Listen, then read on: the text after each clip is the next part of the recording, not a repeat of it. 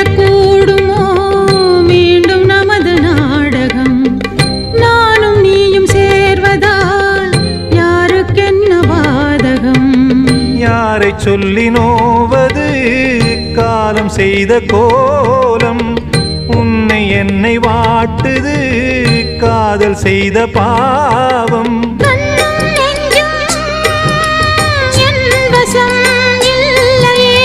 என்ன செய்வது